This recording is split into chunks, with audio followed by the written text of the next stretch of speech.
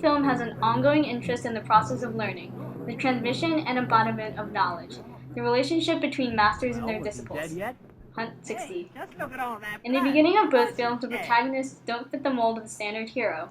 Santa is a student drawn into the fight against government by his teacher. He himself is not a fighter, but admires a general who actively fights against a corrupt government.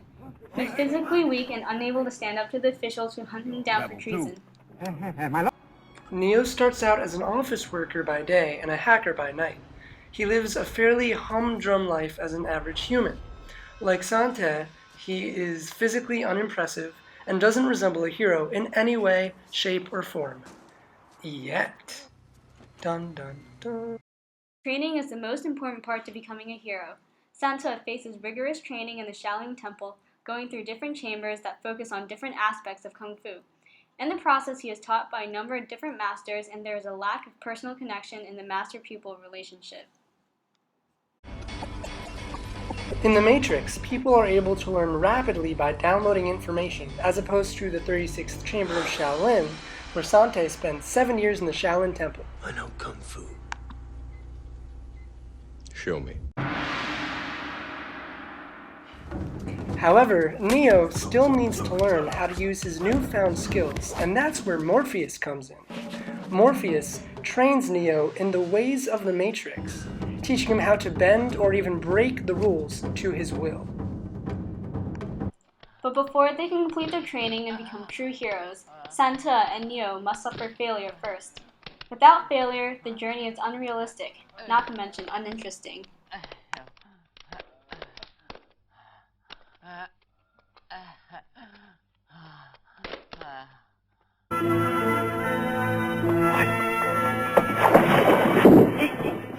It's much more fulfilling seeing how the protagonist is able to get up after they flop, and what they do to overcome their shortcomings. Santa relies on his determination and tenacity to finally succeed in his training.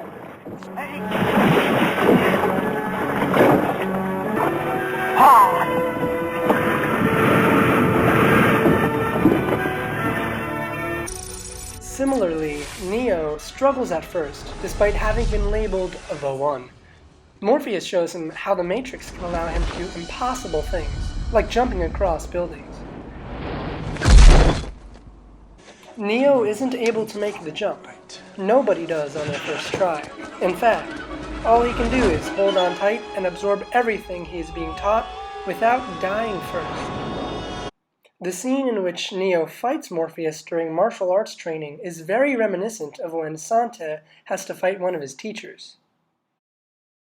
By being innovative and inventing the 3-section staff, Santa is able to defeat the teacher and graduate from training. Santa has already established the ability to teach himself to effectively blur the master-pupil division. Hunt 64.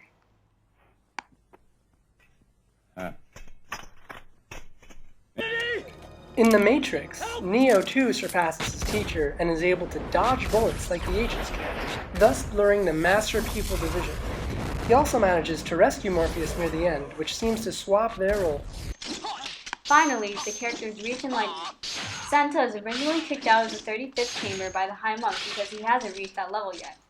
However, by the end of the film, he's a very accomplished fighter and is able to utilize all the skills he has learned at the temple. Enlightened, he now realizes his role as a hero and defeats the Manchu governor.